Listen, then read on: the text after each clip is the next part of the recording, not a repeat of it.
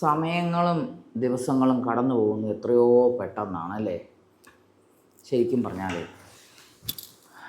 ഈ ജനുവരി പോയത് സത്യം പറഞ്ഞാൽ ഞാൻ അറിഞ്ഞുപോലുമില്ല. അതുപോലെ തന്നെ ഇപ്പം 2 ഫെബ്രുവരിയായി, അതും പെട്ടെന്ന് കഴിയും. ദിവസങ്ങളും കാലങ്ങളും നിമിഷങ്ങളും പെട്ടെന്ന് കടന്നു പോയിക്കൊണ്ടിരിക്കുക. അതനുസരിച്ച് ഏജും ഇങ്ങനെ വർദ്ധിച്ചുകൊണ്ടേയിരിക്കുക.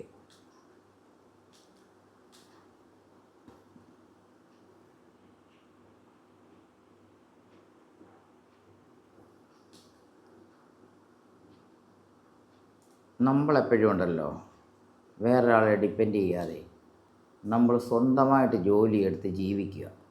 അതാണ് സ്ത്രീകൾക്കും പുരുഷന്മാർക്കും ഉത്തമം. അല്ലെങ്കിൽ നമ്മുടെ ഭർത്താക്കന്മാരല്ല ഭർത്താക്കന്മാരെന്ന് പറഞ്ഞാൽ ബഹുമാനം ഒത്തിരി ഉണ്ടാവുമല്ലോ. ഒരു ഭാര്യയ്ക്ക് ഒരു ഭർത്താവല്ലേ ഉണ്ടാകത്തുള്ളൂ, ഒരു ഭർത്താവിന് ഒരു ഭാര്യയും. ഓക്കെ, അന്നേരം അവരൊക്കെ ആരെങ്കിലും ഒരാൾക്ക് കറക്റ്റായിട്ട് നല്ലൊരു ജോലി ഉണ്ടെങ്കിൽ ഓക്കെ.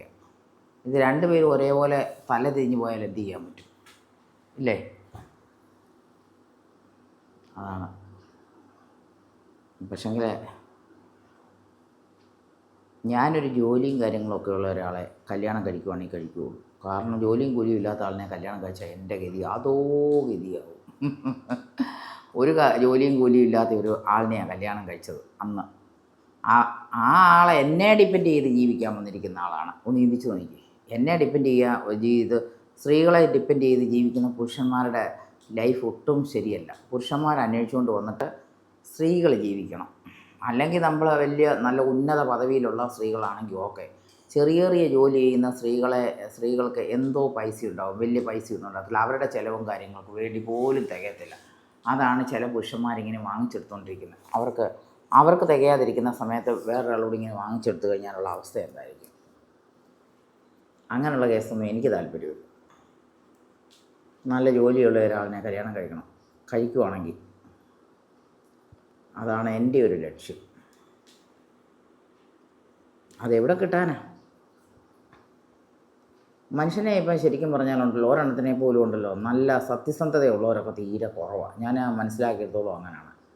നേരായ വഴിയെ കൂടി മനുഷ്യന് യാത്ര കുറവാണ്. ഈ കുറുക്ക് വഴി, വളഞ്ഞ വഴി, അതൊക്കെ തന്നെയാണ് മനുഷ്യൻ്റെ യാത്ര. ആ യാത്ര ഞാൻ ഇഷ്ടപ്പെടാത്തൊരു വ്യക്തിയാണ്. അതുകൊണ്ട് എനിക്ക് അങ്ങനെയുള്ള ആൾക്കാരെ ഇഷ്ടപ്പെടുത്തുമില്ല. ഞാൻ അതുമായിട്ട് അഡ്ജസ്റ്റ് ചെയ്ത് മുന്നോട്ടും പോകാൻ പറ്റത്തില്ല. അതാ വരുന്ന കേസ്. നേരെ പോകുള്ള വഴിയെ കൂടി യാത്ര ചെയ്യുന്നൊരു സ്ത്രീയാണ് ഞാൻ. അത് മാത്രമേ എനിക്ക് പറ്റുകയുള്ളൂ.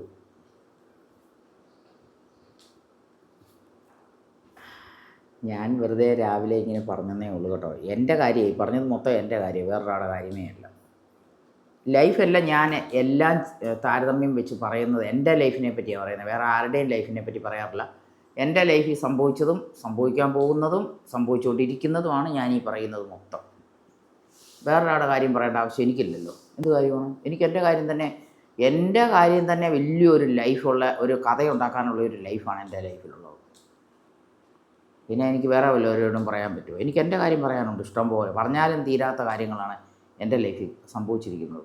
പിന്നെ ഞാൻ എൻ്റെ കാര്യം മാത്രമേ പറയുള്ളൂ, വേറൊരാളുടെ കാര്യം ഞാൻ ചിന്തിക്കാറ് പോലുമില്ല. എനിക്കത് ഇഷ്ടവുമില്ല പറയുന്നു.